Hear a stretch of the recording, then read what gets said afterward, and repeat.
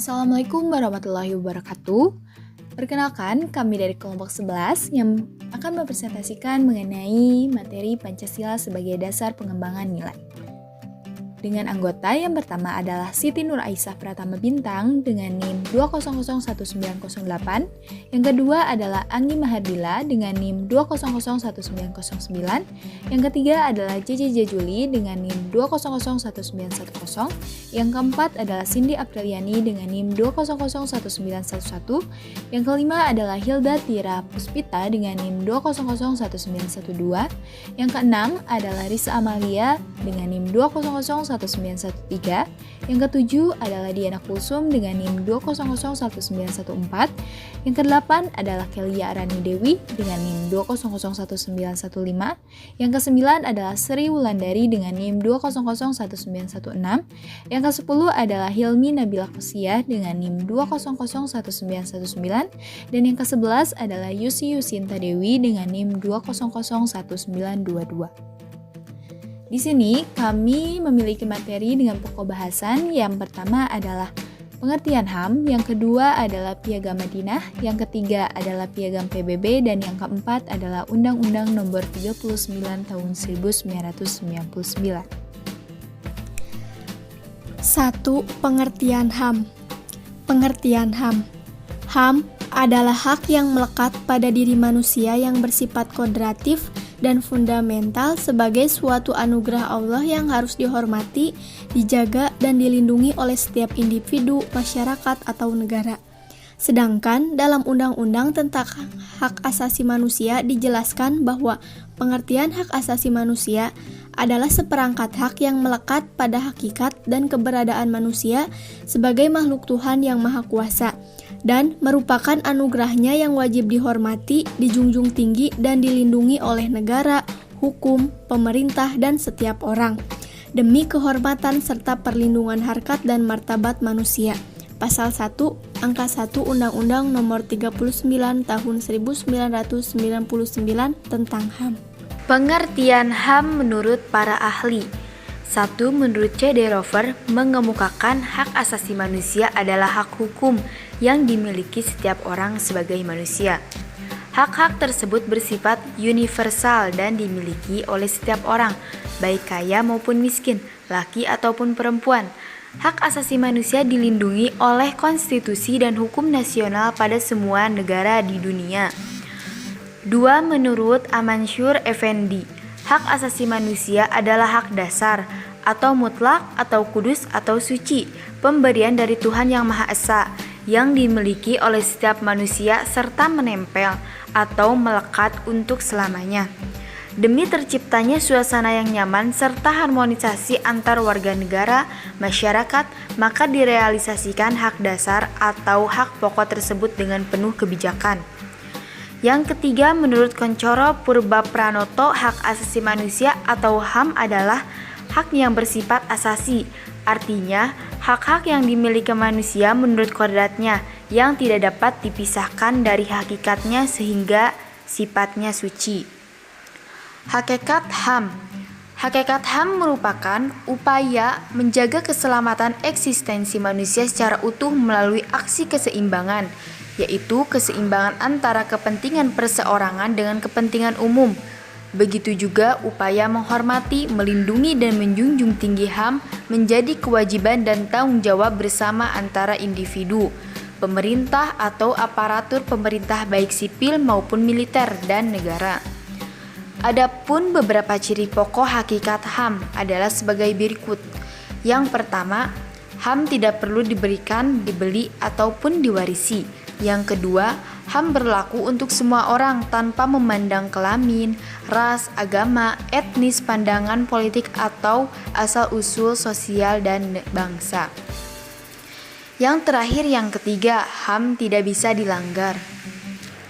Kedua, pembahasan materi mengenai Piagam Madinah. Piagam Madinah berisi pernyataan bahwa para warga Muslim dan non-Muslim di Yastrib Madinah adalah satu bangsa, dan orang Yahudi dan Nasrani serta non-Muslim lainnya akan dilindungi dari segala bentuk penistaan dan gangguan. Dalam Piagam Madinah yang dideklarasikan Nabi Muhammad SAW tersebut, terdapat 47 pasal yang mengatur sistem perpolitikan, keamanan, kebebasan beragama, serta kesetaraan di muka hukum, perdamaian, dan pertahanan. Dengan nama Allah yang Maha Pengasih lagi Maha Penyayang, ini adalah piagam dari Muhammad Rasulullah SAW untuk kalangan mukminin dan muslimin yang berasal dari Quraisy dan Yathrib Madinah dan yang mengikuti mereka, menggabungkan diri, dan berjuang bersama mereka. Dengan mengkaji Piagam Madinah dalam konteks kehidupan beragama dan bernegara, kita akan menemukan bahwa otoritas negara terhadap masyarakat yang beragam, suku, dan keyakinan adalah sebatas pemberian jaminan untuk keberlangsungan dan kebebasan memilih atau memeluk agama, menjaga keutuhan negara, dan merawat perdamaian dalam kehidupan. 1. Pasal 1. Sesungguhnya mereka satu umat, berbeda dari komunitas manusia lain. 2. Pasal 2. Kaum muhajirin dari Quraisy sesuai keadaan kebiasaan mereka bahu-membahu membayar uang tebusan darah di antara mereka, dan mereka membayar tebusan tawanan dengan cara baik dan adil di antara mukminin. 3. Pasal 3. Bani Auf sesuai dengan keadaan kebiasaan mereka bahu-membahu membayar uang tebusan darah di antara mereka seperti semula, dan setiap suku membayar tebusan tawanan dengan baik dan adil di antara mukminin. 4. Pasal 4. Bani Sa'idah sesuai dengan keadaan kebiasaan mereka membahu-membahu membayar uang tebusan darah di antara mereka seperti semula, dan setiap suku membayar tebusan tawanan dengan baik dan adil di antara mukminin. 5. Pasal 5.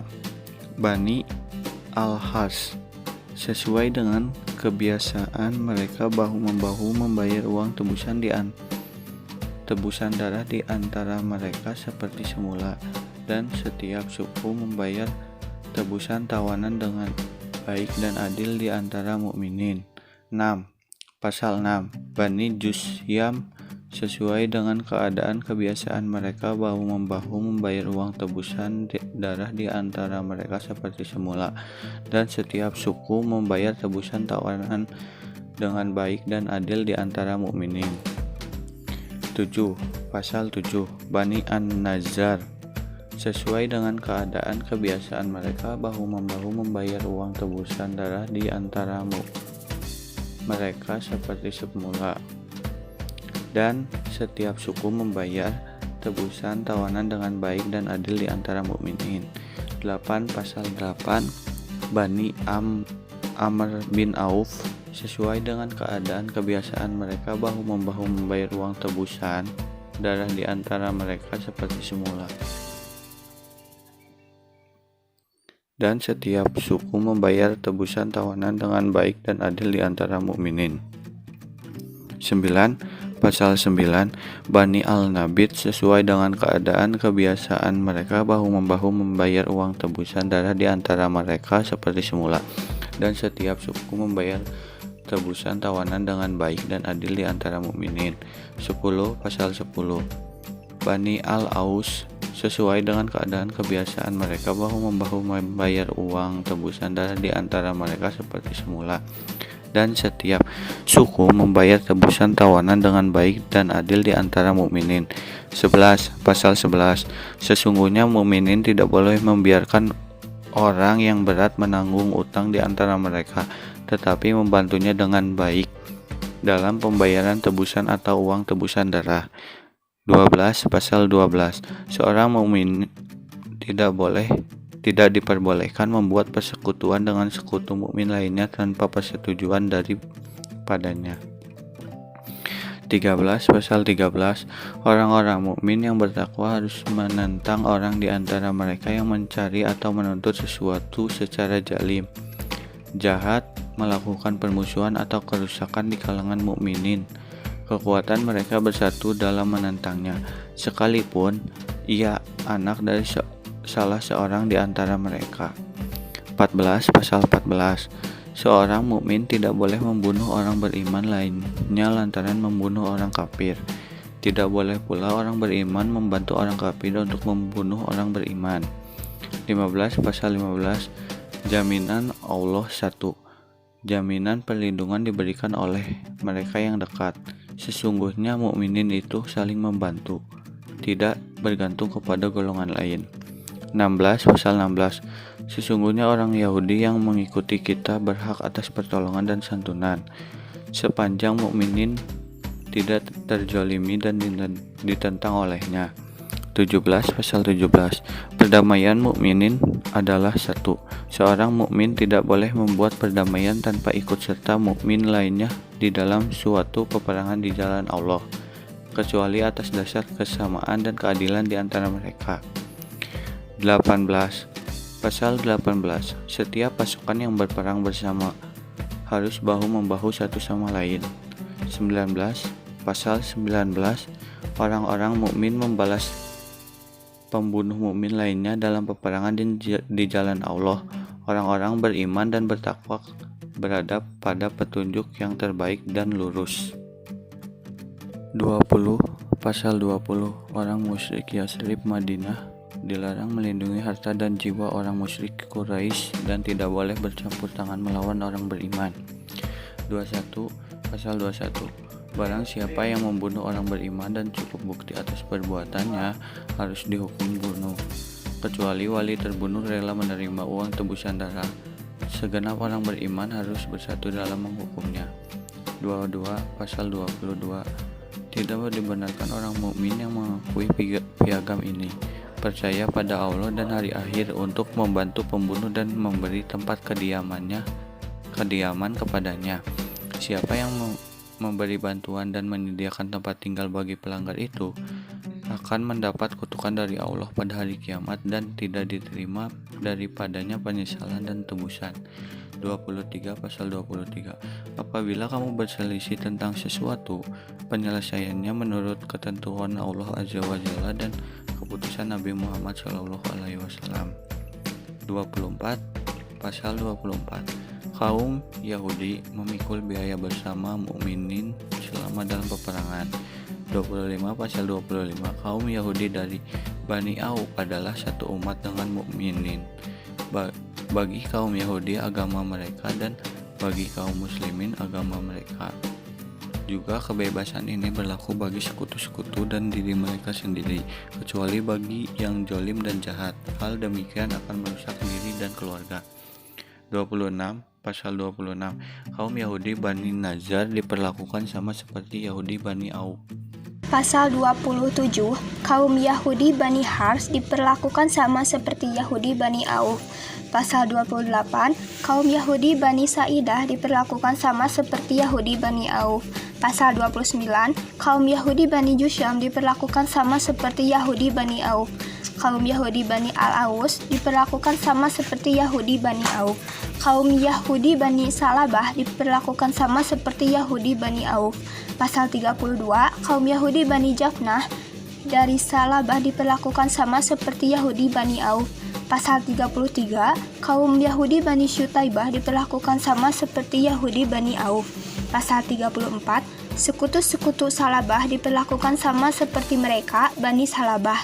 Pasal 35, kerabat Yahudi di luar kota Madinah sama seperti mereka Yahudi. Pasal 36, tidak seorang pun dibenarkan untuk berperang, kecuali seizin Nabi Muhammad SAW. Ia tidak boleh dihalangi untuk menuntut pembalasan luka yang dibuat orang lain. Siapa berbuat jahat, membunuh, maka balasan kejahatan itu akan menimpa diri dan keluarganya, kecuali ia teraniaya. Sesungguhnya Allah sangat membenarkan ketentuan ini. Pasal 37, bagi kaum Yahudi ada kewajiban biaya dan bagi kaum muslimin, kewajiban biaya mereka Yahudi dan mukminin bantu-membantu dalam menghadapi musuh piagam ini. Mereka saling memberi saran dan nasihat, memenuhi janji lawan dari khianat. Seseorang tidak menanggung hukuman akibat kesalahan sekutu, pembelaan diberikan kepada pihak yang teraniaya. Pasal 38, kaum Yahudi memikul biaya bersama mukminin selama dalam peperangan. Pasal 39, sesungguhnya Yasrib Madinah itu tanahnya haram suci bagi marga piagam ini. Pasal 40, orang yang mendapat jaminan diperlakukan seperti diri penjamin sepanjang tidak bertindak merugikan dan tidak khianat. Pasal 41, tidak boleh jaminan diberikan kecuali seizin ahlinya. Pasal 42, bila terjadi suatu peristiwa atau perselisihan antara pendukung piagam ini yang dikhawatirkan menimbulkan bahaya, diserahkan penyelesaiannya menurut ketentuan Allah Azza wa Jalla dan keputusan Muhammad SAW. Sesungguhnya Allah paling memelihara dan memandang baik isi piagam ini.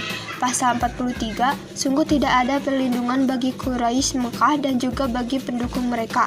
Pasal 45, apabila pendukung piagam diajak berdamai dan pihak lawan memenuhi perdamaian serta melaksanakan perdamaian itu, maka perdamaian itu harus dipatuhi.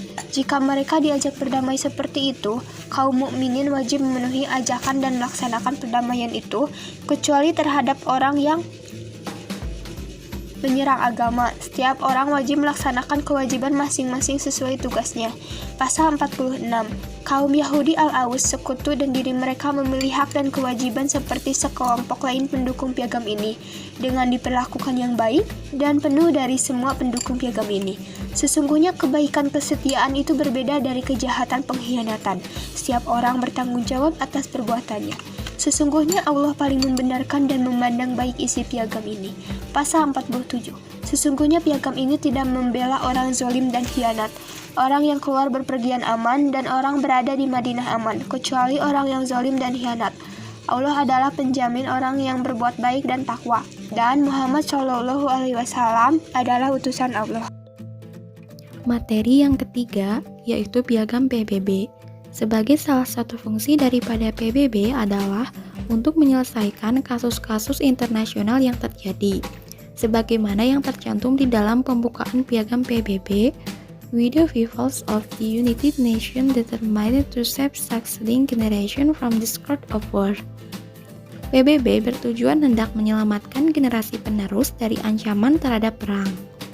Oleh sebab itu, PBB berperan aktif di dalam menyelesaikan setiap sengketa-sengketa yang terjadi di antara negara-negara di dunia. Salah satu prinsip yang dipegang PBB di dalam menyelesaikan setiap sengketa yang ditangani seperti yang tercantum di dalam pasal 2 ayat 3 piagam PBB, all members shall settle their international disputes by peaceful means in such manner that international peace and security and justice are not endangered. Setiap anggota harus menyelesaikan sengketa internasional dengan cara damai yang tidak membahayakan keamanan dunia. Pembukaan piagam PBB. Kami masyarakat Perserikatan Bangsa-Bangsa bertekad 1. Menyelamatkan generasi penerus dari bencana perang yang 2 kali dalam hidup kita telah membawa kesedihan yang tak terhitung kepada umat manusia. Dan 2. Menegaskan kembali keyakinan akan hak asasi manusia atas martabat dan nilai pribadi manusia dalam persamaan hak laki-laki dan perempuan dan bangsa-bangsa besar dan kecil. Dan 3. Membangun kondisi di mana keadilan dan penghormatan terhadap kewajiban yang timbul dari perjanjian dan sumber hukum internasional dapat dipertahankan. Dan 4. Meningkatkan kemajuan sosial dan standar hidup yang lebih baik dalam kebebasan yang lebih besar. Dan bersama ini menyelesaikan 1. Mempraktekkan toleransi dan hidup bersama dalam damai satu sama lain sebagai tetangga baik. Dan 2. Menyatukan kekuatan kita untuk memelihara perdamaian dan keamanan internasional. Dan 3. Memastikan dengan penerimaan prinsip dan institusi metode bahwa kekuatan bersenjata tidak boleh digunakan kecuali untuk kepentingan umum. Dan 4. Menggunakan mesin internasional untuk mempromosikan kemajuan ekonomi dan sosial bagi semua bangsa. Telah memutuskan menggabungkan usaha kita untuk memenuhi tujuan ini. Dengan demikian, pemerintah kita masing-masing melalui wakil-wakil yang berkumpul di kota San Francisco telah menunjukkan kekuatan penuh mereka menjadikan dalam bentuk yang baik dan siap. Telah sepakat untuk piagam Perserikatan Bangsa-Bangsa ini, dan dengan ini mendirikan sebuah organisasi internasional untuk menjadi dikenal sebagai Perserikatan Bangsa-Bangsa.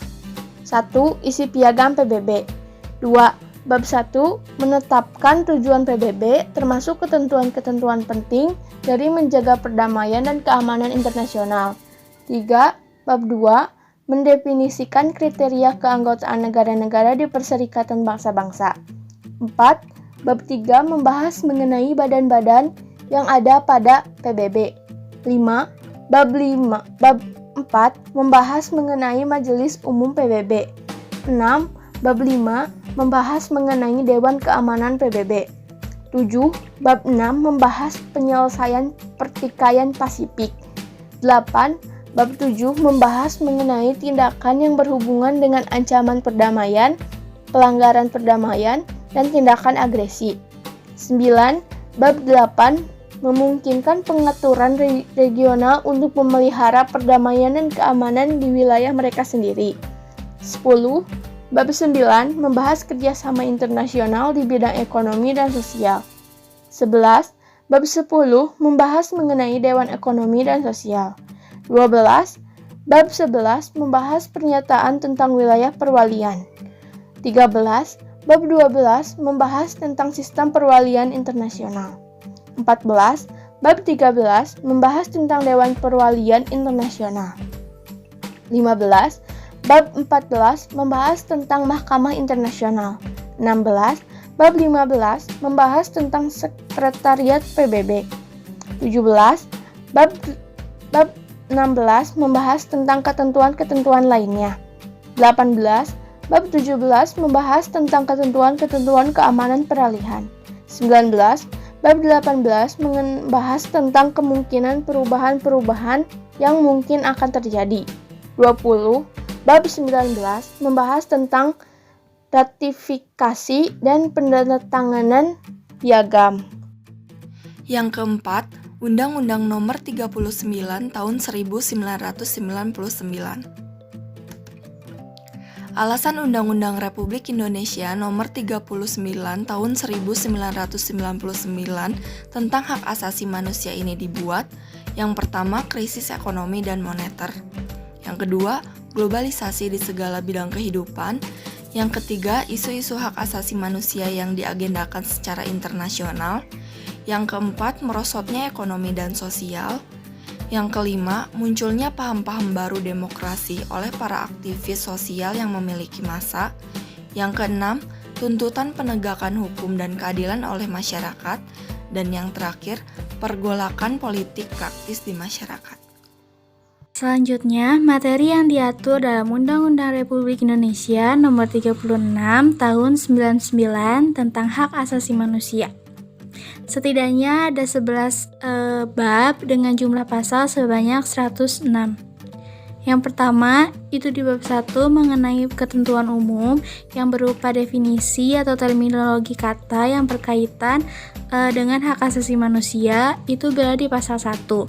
Yang kedua itu di bab 2 mengenai asas-asas dasar, yaitu berupa landasan hukum dan asal-usul hak asasi sehingga adanya pengakuan hak asasi tersebut itu mulai dari pasal 2 sampai 8.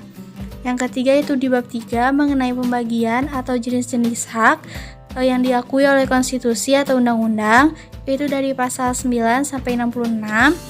Yang keempat di bab 4 mengenai kewajiban manusia, itu di pasal 67 sampai 70. Lalu di bab 5 mengenai kewajiban dan tanggung jawab pemerintah dari pasal 71 sampai 72. Yang keenam itu di bab 6 mengenai pembatasan berlakunya hak asasi dan larangan mulai dari pasal 73 sampai 74. Selanjutnya di bab 7 mengenai Komisi Nasional HAM mulai dari pasal 75 sampai 99. Lalu di bab 8 mengenai partisipasi masyarakat dalam melindungi HAM itu dari pasal 100 sampai 103. Dan selanjutnya di bab 9 mengenai pengadilan HAM itu di pasal 104. Lalu di bab 10 mengenai ketentuan dan yang berlaku itu di pasal 105. Dan yang terakhir bab 11 mengenai ketentuan penutup pada pasal 106. Kesimpulannya yaitu 1. Hak asasi manusia adalah hak yang melekat pada diri manusia yang sifatnya kodratif dan fundamental dan merupakan anugerah dari Tuhan yang harus dihormati, dijaga, dan dilindungi oleh setiap individu, masyarakat, negara, hukum, serta pemerintah sehingga dapat tercipta suatu kehormatan dan perlindungan bagi seluruh manusia. 2. Piagam Madinah menyatakan bahwa Muslim dan non-Muslim di Yathrib, Madinah adalah satu bangsa, dan seluruh non-Muslim akan dilindungi dari segala bentuk penistaan serta gangguan. Ada 47 pasal dalam Piagam Madinah yang diumumkan Nabi Muhammad SAW, yang isinya mengatur tentang persamaan sistem politik, keamanan, kebebasan beragama, kesetaraan di muka hukum, serta perdamaian dan pertahanan. 3. Perserikatan Bangsa-Bangsa adalah organisasi internasional yang akan menghimpun atau menjembatani penyelesaian sengketa negara anggotanya sehingga tetap terjaga perdamaian dan keamanannya seperti yang sudah tertera dalam Piagam PBB yang menekankan upaya secara damai dalam penyelesaian sengketa negara anggotanya. 4. Awal mula diberlakukannya Undang-Undang Nomor 39 Tahun 1999 tentang Hak Asasi Manusia yaitu karena adanya desakan dari masyarakat untuk menegakkan dan menuntaskan kasus-kasus pelanggaran HAM yang terjadi di Indonesia sehingga mencegah pemerintah dalam bertindak sewenang-wenang dalam menjalankan pemerintahannya. Serta dengan adanya Undang-Undang Nomor 39 Tahun 1999 dapat lebih terjamin terlaksananya penegakan HAM yang lebih baik di Indonesia. Sekian yang dapat kelompok kami sampaikan. Mohon maaf apabila ada kekurangan serta salah dalam pengucapan. Wassalamualaikum warahmatullahi wabarakatuh.